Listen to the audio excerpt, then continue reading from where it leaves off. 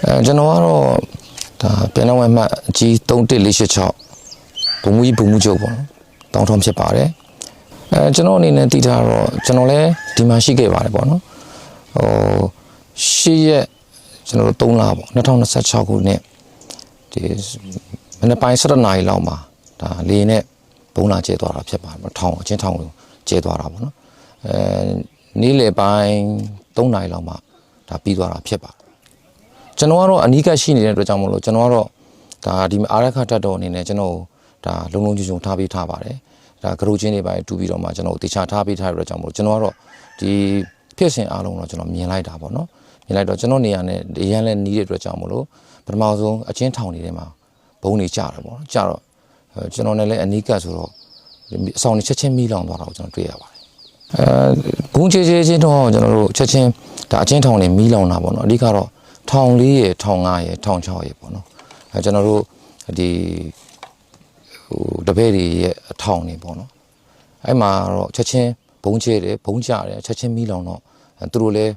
ဒါထွက်ပြေးလို့မျိုးနိုင်စရာလည်းမရှိတော့ပါဘူးပေါ့နော်မီးလောင်ပြီးတည်ဆုံသွားတဲ့အခြေအနေဖြစ်ပါတယ်ကျွန်တော်အနေနဲ့သုံးသပ်ရမယ်ဆိုရင်ဒီနေရာကို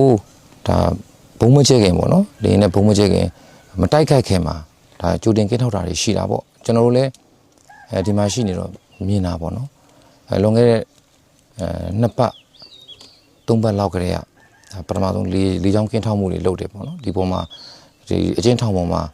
ဒါလေရင်နဲ့9ခေါက်10ခေါက်တရက်ထဲမှာပြန်တယ်ပြန်ပြီးကင်းထောက်တာပေါ့နော်ကင်းထောက်ပြီးတော့မှကြည့်တယ်ဒီဆောက်ဦးတွေကဘယ်လိုဆောက်ဦးဖြစ်မလဲပေါ့နော်ကြည့်မယ်ကြည့်ပြီးတော့မှဒီမှာဆိုရင်ကျွန်တော်တို့အချင်းထောင်မှာဆိုရင်အချင်းသားတွေကပြောရမယ်ဆိုရင်ကျွန်တော်တို့ဝစ်စုံ4-5-6မျိုးဝေးရတယ်သူအယောင်လိုက်ပေါ့နော်ထောင်ချက်အယောင်လိုက်ပေါ့တချို့ကအပြာရှိတယ်တချို့ကဟိုကထောင်5ဆိုရင်အပြာပေါ့နော်ထောင်6ဆိုရင်သူအယောင်တတ်မှတ်ချချက်တွေရှိပါတယ်သူထင်သာမြင်သာရှိအောင်ပေါ့နော်အချင်းသားတွေထွက်ပြေးလို့မရအောင်ပေါ့လေနော်အဲ့လိုရှိတဲ့အခါမှာကင်းထောက်တဲ့အခါမှာတော့ဒီအချင်းသားတွေကကျွန်တော်တို့မနေ့ပိုင်းဆိုလို့ရှိရင်အားလုံးကစိုက်ခင်းတွေလုပ်ကြတယ်ဒီမှာလည်းကိုစားဖို့ကိုလုပ်ကြရတာဟိုတိုးတယ်မှာဆိုတော့နော်စိုက်ခင်းတွေလုပ်ကြတယ်တချို့ကကျတော့ရေခတ်တဲ့ရေတည်တဲ့ဖွဲ့တွေရှိတယ်ဒါတွေကိုကင်းထောက်မယ်ဆိုရင်တော့ဒါဝင်ထွက်သွားလာနေရတော့အခုမြင်ရမှာအခုမြင်ရပါတယ်ကင်းထောက်လေးရိုင်းကြည့်မယ်ဆိုတော့မြင်ရတာပေါ့နော်လူတွေတန်းစီပြီးသွားလာထွက်ဝင်နေတာအဝင်ထွက်အများများတာပေါ့နော်အလုပ်တွေလုပ်ကြတယ်လုပ်ပြီးတော့မှတတ်မှတ်ထားတဲ့အချိန်တွေမှာသူတို့ပြန်ဝင်လာကြရတာပေါ့နော်အဲကြသူထောင်ဝဲဆုံနေဆိုတော့ထင်းသားမြင်သားနေတာထောင်ဝဲဆုံကအယောင်မတူတစ်ထောင်လုံးထောင်ကြီးအားလုံးတစ်ခုလုံးအယောင်တူဝစ်ထားတာမဟုတ်ဘူးကျွန်တော်တို့ဒီမှာကလေဒါကျွန်တော်တို့လောက်တာပေါ်ပါခွင့်ရှိတာပေါ့နော်ကျန်တဲ့လူတွေကတော့သူထောင်ဝဲဆုံနေနေရတာပေါ့အဲ့ကြတော့ဒါတွေကမြင်သာထင်သာနေရရှိတယ်ပေါ့နော်မြင်သာထင်သာရှိတယ်အဲ့ဒါကင်းထောက်တယ်အဲ့ဒီဘုံလာမကျဲခင်ဒါ9ရက်6ရက်နေ့မှလည်းကင်းထောက်တာရှိတာပေါ့နော်ဖြစ်သွားတာ10ရက်နေ့မှဖြစ်သွားတာဟော6ရက်နေ့လောက်မှကင်းထောက်တယ်ဒီတစ်ပတ်လောက်တွင်မှလည်းကင်းထောက်ကြတာပေါ့နော်ကင်းထောက်တဲ့အခါမှာဒါကြီးကထောင်းဆိုတာတေးကြနေတာပေါ့ခုနကျွန်တော်ပြောသလိုအဆောက်အဦကလည်းစနစ်တကျစနစ်တကျစောက်ထားတာရှိတယ်ပြီးလို့ရှိရင်ဒီဘက်ကလုံခြုံရေးတဲတွေရဲ့အနေထားလည်းရှိတာပေါ့နော်ပြီးရင်လူဝင်ထွက်နေတာတွေအများများတယ်လူတွေကလည်းတာမန်အရက်ဝတ်တွေနဲ့ယူနီဖောင်းတွေနဲ့တွားနေကြတာမှမဟုတ်တာဝင်ထွက်နေတာတွေကဒါထောင်ဝဲဆုံတွေနဲ့ဝင်ထွက်နေတာပဲလေဝင်ထွက်နေတော့ဒီမှာလူဝင်ထွက်တွေများတယ်ဒါဒီကြောင့်လည်းကင်းထောက်ထားတယ်ဆိုတော့မတိစရာတော့မရှိဘူးလို့ကျွန်တော်ထင်တယ်ဒါတိတိနဲ့ဂျေးပလိုက်တဲ့သဘောပဲပေါ့နော်ရက်ဆက်တဲ့သဘောဖြစ်သွားတော့ဒီလိုတော့ကျွန်တော်ပြောချင်ပါဘုံကျင်းနေတဲ့အချိန်ပေါ့နော်ဒီဘုံကျင်းနေတဲ့အချိန်မှာလည်းကျွန်တော်တို့ဒီတိုက်ခိုက်လင်းနေပေါ့တိုက်ခိုက်လင်းနေကျဲတယ်17နာရီကနေ3နာရီလောက်ထိဆိုတော့ကြာချိန်ကများတာပေါ့နော်ကြာချိန်က3နာရီလောက်4နာရီလောက်ဖြစ်သွားတာပေါ့4နာရီလောက်ကြီးကိုဒါစိတ်ရှိလက်ရှိဒါကျဲသလိုဖြစ်သွားတာပေါ့ပြီးဒီမှာတိုက်ခိုက်လင်းနေတုံးတယ်ပြီးတာနဲ့ကျွန်တော်တို့ဝိုင်တွဲခေါ်တာပေါ့နော်ဝိုင်တွဲနဲ့ဘုံကျဲတယ်ဝိုင်တွဲကတော့ကျွန်တော်အဲ့နေရကျွန်တော်သတိထားမိတာ3စီးလားမသိဖြစ်သွားတာပေါ့3စီးဆိုတော့ဘုံကြီးတွေအများများတယ်ဘုံကြီးတွေအများများတယ်နောက်ပြီးတော့ကျွန်တော်တို့ကင်းထောက်လင်းနေဒါပုံမှာဖြစ်နေတဲ့အချိန်မှာလည်းဒါရှိနေမှာပဲကြည်နေမှာပဲကြည်နေတော့ဒါထင်သာမြင်သာတော့ရှိနေတာပေါ့လေတိနဲ့လှုပ်လို့ဖြစ်သွားတာဘုံကျဲတဲ့အချိန်မှာဖြစ်သွားတာကကျွန်တော်ကတော့လုံခြုံတာပေါ့နော်ကျင်းနေမှာဆိုတော့ထောင်သားထောင်နေချက်ချင်းမိလောင်တယ်မိလောင်တော့ ထောင်းเนี่ยတချို့ထောင်းเนี่ยထွက်ကိုမထွက်နိုင်ဘူးတကားကိုဖွင့်ခွင့်မရတော့ဘာလို့ဇက်တိုက်တွေပုံနေကြတော့ကြားတဲ့အချိန်မှာတက်တော်ကအဖွဲတွေကဒါဟိုမြေပြီးအမှန်ပါပဲတက်တော်အဖွဲတွေရဲ့တချို့တက်တော်ကနေပြီးတော့အချင်းချနေတဲ့အဖွဲတွေရှိတယ်တပ်ဖွဲ့ဝင်တွေပေါ့နော်တပ်ဖွဲ့ဝင်တွေသူလည်းပြည့်ပြည့်နေရှိမှာပေါ့နော်ကြနေတဲ့ဖွဲ့ဝင်တွေရှိတယ်ဒီအဖွဲ့ဝင်တွေနဲ့ဒီတက်တော်အဖွဲတွေဒီတကားတွေကိုဖျက်တယ်တချို့ဖျက်ပလိုက်တာဒီအရာရှိတယောက်ပေါ့နော်ဟိုတက်တော်အရာရှိတယောက်ဆိုရင်ဟာမဖဲမမီတော့ဘူးပေါ့နော်မမီတော့မဖက်မမီတော့အကုန်ဖျက်ပြီးဖျက်သမျှငါခံမယ်ဆိုပြီးသူပြောသွားတယ်အဖျက်တယ်ဖျက်ပြီးတာနဲ့မှသူရှိတဲ့လူတွေအကုန်ဆွဲထုတ်ကြတာပေါ့နော်ဆွဲထုတ်တယ်တော်သေးတယ်ဒါအစိုးရအကောင်လို့ပြောတယ်ဟိုတော်တပ်ဖွဲ့ဝင်တွေအကုန်လုံးလည်းကျေးဇူးတင်တာပေါ့နော်အကုန်ဆွဲထုတ်လိုက်တော့မှီသွားတာပေါ့နော်တချို့1000 2000 3000လောက်တော့ပါသွားတာပေါ့ဒါပေမဲ့အဲ့အသက်တွေကိုတော့ဟာလားမကဲတင်နိုင်ဘူးဒါပေမဲ့ကျန်တဲ့အဖွဲ့တွေကြတော့ဒီတက်တော်အဖွဲ့နဲ့ဒီမှာရှိတဲ့စစ်တီတွေနောက်ထောင်ချနေတဲ့တက်တော်အဖွဲ့ဝင်တွေကအကုန်တကားတွေဖြတ်ပြီးဆွဲထုတ်ခဲ့ကြတာပေါ့ဆွဲထုတ်တော့မှအကုန်လွတ်သွားတာပေါ့ဒါအဆိုးတွေအကောင်းလို့ပဲပြောရမှာဒီလိုလည်းကျွန်တော်တက်တော်ကိုကျေးဇူးတင်ပါတယ်ဒီလိုမှတ်ချက်ပေးရမယ်ဆိုရင်တော့ဒါကတော့ပြောရမယ်ဆိုရင်တော့ဒါမလုံတဲ့အလုပ်တော့ကျွန်တော်ထင်တာပေါ့လေနော်မလုံတဲ့အလုပ်ပါပ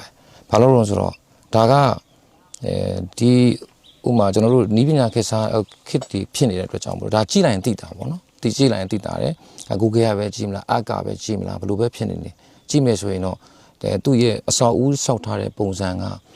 ဟိုထောင်ဆိုတာသိတာပါတယ်သိတာတော့ဒါမျိုးကတော့မလုံတင်ဘူးလို့ကျွန်တော်ထင်တယ်လုံလည်းမလုံတင်တဲ့အလုပ်ရက်လို့တော့ကျွန်တော်ထင်တယ်စစ်ကူစနစ်တူအောင်တိုက်နေသလားလို့ပြောရမယ်ဆိုရင်တော့တခါတည်းမှာတော့ရက်ဆက်တဲ့သဘောတော့ဖြစ်နေတာပေါ့နော်ရက်ဆက်တဲ့သဘောတော့ဖြစ်နေပါဒါဒီလိုဟာကတော့မဖြစ်တဲ့ဟာတွေလို့ကျွန်တော်ထင်ပါတယ်ကျွန်တော်အနေနဲ့တော့ဘုံတော့ဟိုစစ်ကတော့စစ်နဲ့တူအောင်တိုက်ကြတယ်လို့ပြောကြတာပေါ့နော်သို့တော်လည်းဒီနေမီဒေတာတစ်ခုကိုကလာဘုံချဲချေမုံမယ်ဒါမှမဟုတ်လဲတိုက်ခိုက်သိမ့်ပတ်မယ်ဆိုရင်လည်းဒီဒေတာရဲ့အနေအထားကိုတော့တို့မို့အဆောက်အဦပဲဖြစ်ဖြစ်ပေါ့နော်အဆောက်အဦတော့စခန်းရဲ့ဖွဲ့စည်းပုံပေါ့စခန်းရဲ့စခန်းချထားတဲ့ပုံစံလေးတွေပေါ့နော်ဒါလေးတွေကိုတေချာကြည့်တင်တာပေါ့တေချာကြည့်တင်ပြီးတော့မှဟိုစီစစ်ရမယ်ဘာလို့လဲကိုကဘုံချဲတယ်ဆိုတာဒါလက်နဲ့တွေနဲ့လောက်ကြတာပန်းနဲ့ပေါက်တာလည်းမဟုတ်ဘူးအသက်တွေရှိပဲရင်းရတာနော်ဟိုကိုဘုံဒီတစ်ချက်တစ်လုံးမှားသွားတာနဲ့ဟလာ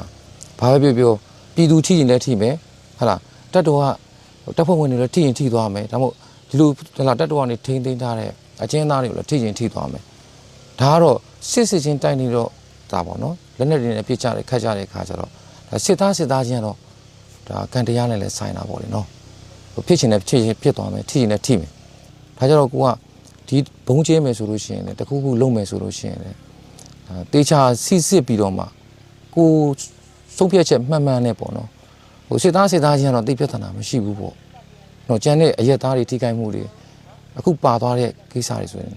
ကျွန်တော်အနေနဲ့မကောင်းဘူးမဖြစ်စေချင်ဘူးပေါ့နော်ဒါတွေကတေချာစီစစ်ဖို့လိုပါတယ်လို့ကျွန်တော်ပြောချင်ကျွန်တော်ကတော့ကိုယ်တိုင်သွားကြည့်ခဲ့တယ်တက်တော်ကလည်းလိုက်ပြပါတယ်ဟိုကျွန်တော်တို့လည်းကောင်းကောင်းမွန်ပါပဲအစကတည်းကကျွန်တော်ဒီမှာထားကြတယ်ကောင်းကောင်းမွန်ပဲထားတာပါဒါကျွန်တော်တို့ထောင်ထဲထည့်ထားရဲဆိုတာဒါစစ်တုံးပန်းအရာဟိုတော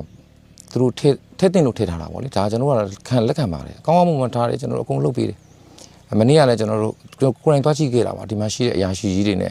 ဒါကျွန်တော်တို့နဲ့သွားကြည့်တာပေါ့နော်သွားကြည့်တဲ့အခါမှာကြည့်ကွဲပွဲရပါပဲဒါဟိုပြောရရင်ကျွန်တော်အစားဆုံးကြည့်ခဲ့တာပေါ့နော်အစားဆုံးကြည့်ခဲ့တဲ့အခါမှာမြင်းရဲဆံမရှိဘူးမြင်းဆံမရှိဘူးအဲ့လိုဖြစ်နေတော့ကျွန်တော်ကိုယ်တိုင်ကိုချကျွန်တော်ကြည့်ထားတော့ဒါကကျွန်တော်ကဟိုပြောပြခြင်းဖြစ်ပါတယ်ဒါမြင်ရတဲ့အနေအထားကတော့ကြည်ကွဲစရာဝမ်းနည်းစရာပေါ့နော်ပြီးရင်ဒီလောက်ဘာလို့ရက်ဆက်တင်တာတော့ရက်ဆက်တာတော့ပေါ့နော်ဟိုဖြစ်စဉ်ကြီးကရဲဆက်လုပ်တယ်လို့ဖြစ်သွားတာပေါ့ကျွန်တော်တို့အဲ့လိုမြင်တာပေါ့စိတ်လည်းမကောင်းပါဘူးဒါလေးတွေလည်းစီစစ်ဖို့တော့လိုတာပေါ့နော